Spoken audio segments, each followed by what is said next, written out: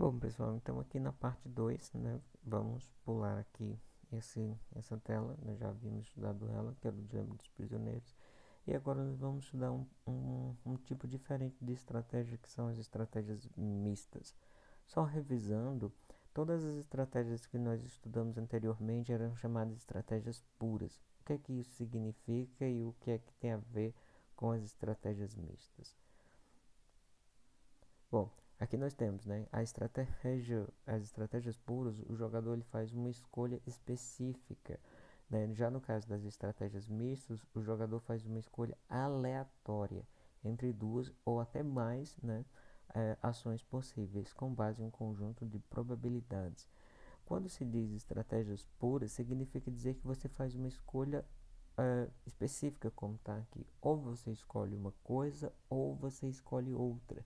Quando você fica com uma escolha, necessariamente não tem como você escolher a outra. Então, é uma escolha de uma coisa ou de outra. Então, é um sim ou não. Então, é um vou ou não vou. Então, é uma coisa específica. Então, em que no momento em que você faz a escolha, toda aquela outra possibilidade é deixada para trás. Já aqui no caso das estratégias mistas, isso não é exatamente assim. A primeira coisa, essa escolha ela é aleatória. Não necessariamente você tem um poder de escolha tão bem estabelecido quanto na estratégia pura. Por quê? Porque você vai fazer isso a partir de um conjunto de probabilidade. Então você vai ter uma probabilidade de escolher sim ou uma probabilidade de escolher não. Você vai ter uma probabilidade de ir ou uma probabilidade de não ir. Então essa é a diferença entre as estratégias. No caso das estratégias puras, como o nome está dizendo, a escolha é específica. Não há uma possibilidade de escolhas mistas, né? De você escolher uma coisa com uma determinada probabilidade e uma probabilidade para escolher outra. Então, você escolhe ou uma coisa ou outra, é uma estratégia específica, como está dizendo aqui. Já no caso das estratégias mistas, como também foi explicado, essa estratégia ela envolve uma probabilidade. Você tem uma probabilidade de escolher alguma coisa ou uma probabilidade de escolher outra. Então, nesse caso, essas estratégias elas requerem uma abstração maior, né, para você entender o que elas significam. Né? Com os tipos de jogos, né, que são resolvidos a partir de estratégias mistas, fica mais fácil compreender o que elas significam. Mas como está explicado aqui, essas estratégias mistas estão associadas à probabilidade de escolhas. São escolhas, né, aleatórias, são escolhas probabilísticas. Então, necessariamente, as estratégias mistas são fenômenos probabilísticos. Entendeu? Então, é uma coisa bem interessante. Bom, mas aí tem uma afirmação, né, que é uma afirmação muito importante, uma afirmação muito poderosa em teoria dos jogos quando se analisa a partir das estratégias mistas. Nós vamos ver isso em mais detalhes ao longo do curso, mas eu já vou antecipar isso para vocês. É que em todo jogo resolvido a partir de uma estratégia mista, necessariamente há um equilíbrio de Nash. Então, enquanto nas estratégias puras, nós vimos alguns exemplos no passado, que não há um equilíbrio, os jogos não possuem um equilíbrio. Então, não tem um equilíbrio associado. Então, em estratégias puras, mas sempre haverá um equilíbrio em estratégias mistas. Então, um jogo pode não ter um equilíbrio em estratégias puras, mas necessariamente ele terá um equilíbrio em estratégias mistas. Então, as estratégias mistas têm essa vantagem, porque ela sempre produzirá algum resultado de equilíbrio. Bom, para compreendermos isso, nós vamos estudar aqui o jogo mais clássico relacionado a esse tipo de estratégia. Esse jogo ele é bem simples, ele consiste em jogar, né, são dois jogadores que jogam uma moeda para cima.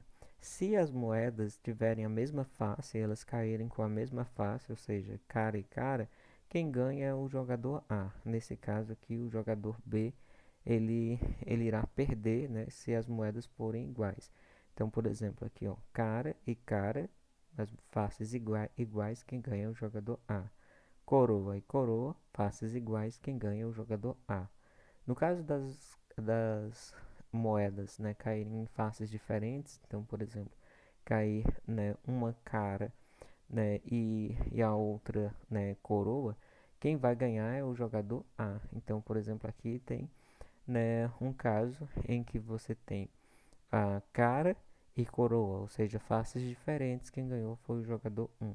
Aqui da mesma forma, aqui faces diferentes, né, coroa, né, e cara, quem ganhou foi o jogador B. Então, se faces forem diferentes, quem ganha é o jogador B. Se as faces forem iguais, quem ganha é o jogador A. Então, essa é basicamente a dinâmica do jogo. Existem uma série de elementos que nós poderíamos tratar em relação a esse jogo, mas nós vamos nos concentrar nos principais. Uma coisa interessante que tem aqui é que se esses jogadores eles jogarem esse jogo por uma quantidade, né, relativamente grande, né, eles fizeram várias jogadas, ele for jogado diversas vezes, provavelmente o resultado será um próximo de zero, ou seja, o jogador A não vai ficar devendo nada ao jogador B e o jogador B não vai ficar devendo nada ao jogador A, ou vai ficar algum valorzinho assim bastante irrisório, né, de um devendo para o outro, entendeu? É, agora tem que ter algumas condições para isso. Primeiro, o jogo tem que ser jogado um número relativamente grande de vezes, né, e também é, o jogador A jamais pode saber a estratégia que o jogador B está usando para escolher se a cara ou coroa, né? Do mesmo modo, o jogador B, né, não pode, de hipótese alguma, saber qual é a estratégia que o jogador A está usando para jogar coroa ou jogar cara. Porque se o jogador B ele tiver alguma noção de que o jogador A ele vai escolher sempre mais cara, aí o jogo já não vai funcionar. O jogador B ele vai ter uma vantagem, porque se ele sabe que o jogador A, por exemplo, né, numa situação extrema, só vai jogar cara, entendeu? Então nesse caso ele deve sempre jogar coroa, porque aí ele sempre vai ganhar. Se o jogador B souber que o jogador A só vai jogar cara, nunca o jogador A vai ganhar, porque aí nesse caso o jogador B sempre vai jogar aqui coroa e ele sempre vai ganhar. Então não pode haver nenhum tipo de viés, né, para que o jogo dê certo. O jogador B não pode saber em que estratégia o jogador A, que padrão o jogador A escolhe coroa ou cara. Do mesmo modo o jogador B. Isso acontece por conta de uma propriedade, né, que vem lá da estatística, que é a teoria do limite central. Então, que garante que na média, né, que os valores vão convergindo para a média. E a média do ganho de cada um dos jogadores é exatamente zero. Então, nesse caso, se nessas condições que eu falei, dessas condições de que o jogo seja repetido um determinado número de vezes, e que não há nenhuma possibilidade do jogador A saber qual o padrão de escolha do jogador B, né? Essa escolha é totalmente aleatória. Então, nesse caso, à medida que o jogo vai sendo jogado, o ganho do jogador B vai sendo convertido para zero e o ganho do jogador A também. Uma outra coisa interessante, esse jogo não possui estratégias dominantes e também não possui um equilíbrio de Nash. Né? Nós vamos fazer aqui a análise dele rapidinho, entendeu? Só para provar essas duas afirmações, mas de antemão nós já ficamos sabendo que não há um equilíbrio de Nash aqui e também não há uma estratégia dominante. Mas fazendo rapidinho, se nós somos o jogador A e imaginamos aqui que o jogador B escolheu coroa, então, aliás, perdão, cara, então nesse cenário aqui, se nós jogarmos coroa, vamos ganhar aqui menos um. Se jogarmos cara, vamos ganhar um. Então, nesse caso, compensa jogar cara.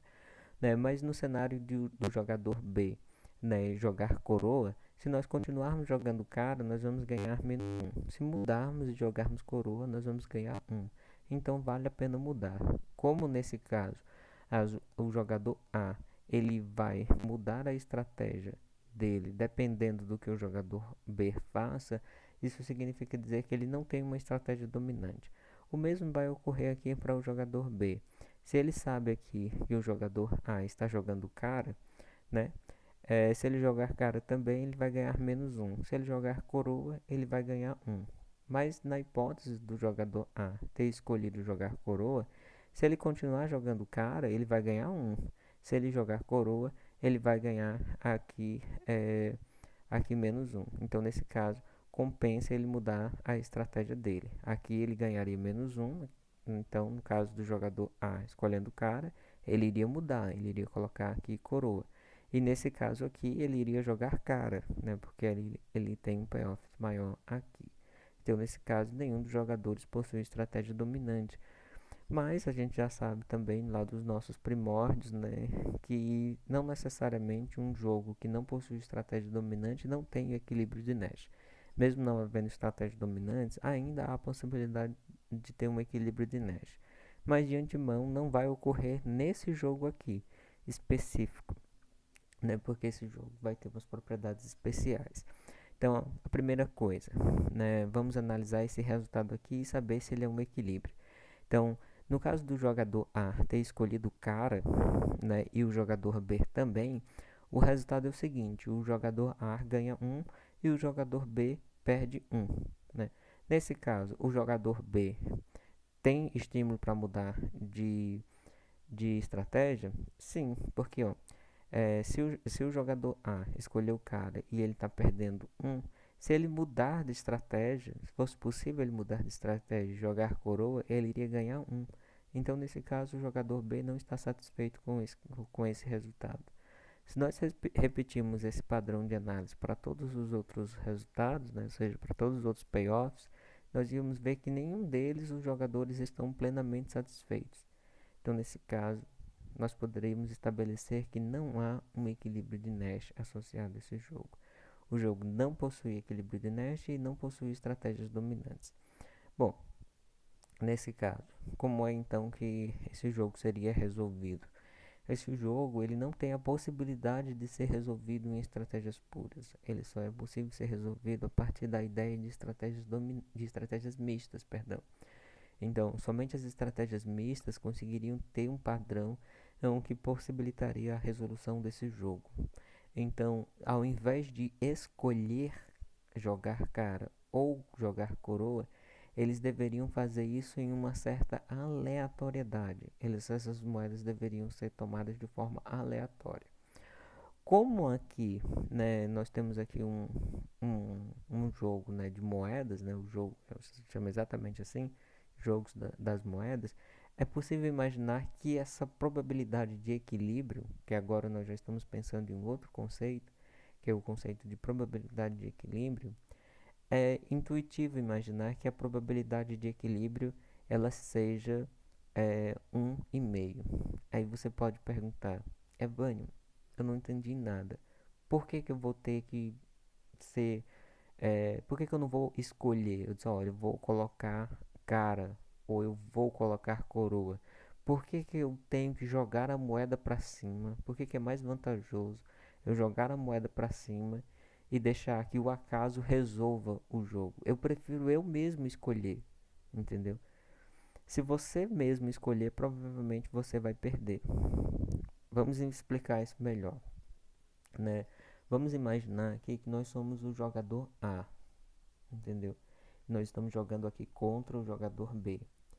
E que o jogador A, ele sabe qual vai ser a nossa jogada. Ele, ele percebe, ele entende um pouco a nossa mente e sabe o que nós vamos jogar. Então, se nós vamos jogar cara ou se nós vamos jogar coroa. Então, o jogador A, ele vai ficar completamente refém do jogador B. E ele sempre vai perder. Se o jogador A tiver uma mínima noção de que o jogador... se o jogador B tiver uma mínima noção de que o jogador A vai escolher cara, ele simplesmente, né, escolhe jogar coroa. E aí você perde. Se você jogar coroa e o jogador B souber minimamente que você vai jogar coroa, então nesse caso ele joga cara e você perde. Então, assim, se o jogador B tiver uma noção de sua jogada, ele perceber um padrão, ele só, a cada três, ele joga cara 3 vezes e aí depois ele joga uma coroa. Cara 3 vezes uma coroa. Ele souber esse padrão, ele sempre vai ganhar de você. Seria no caso aqui impossível para o jogador A ganhar do jogador B se ele sabe mais ou menos o que você vai fazer, entendeu? Mas uma solução bem simples para o jogador A é simplesmente jogar a moeda para cima e deixar a moeda cair. Por quê? Porque quando faz isso, você torna o jogo totalmente aleatório. Não tem como o jogador B prever a sua jogada, entenderam? Então, nesse caso, não tem como ele saber qual vai ser o seu padrão de jogada. Então, não tem como ele ganhar sempre de você. Então, essa é a ideia por trás do equilíbrio, entendeu? Da probabilidade de equilíbrio, perdão. É a probabilidade que você joga que faz com que o outro jogador não tenha a menor noção do que vai acontecer. É o que está acontecendo aqui. Se você escolher a, a moeda, a face da moeda, em um determinado padrão e o outro jogador perceber, você sempre vai perder. A única maneira de você se livrar disso é jogar a moeda para cima e deixar que o acaso resolva aquilo. Porque aí nesse caso o jogador B não tem como saber. Porque ele vai ter que jogar a moeda dele ou escolher a moeda dele na mesma hora, né? Esse jogo aqui é um jogo simultâneo. Então não tem como você jogar a moeda, sua moeda cair e aí ele colocar a dele, entendeu? Então nesse caso, a única coisa que você tem a fazer aqui é simplesmente jogar a moeda para cima e esperar que o acaso resolva. Porque aí se sair cara e cara, quem ganha é você, entendeu? Se sair faces diferentes, aí você perde.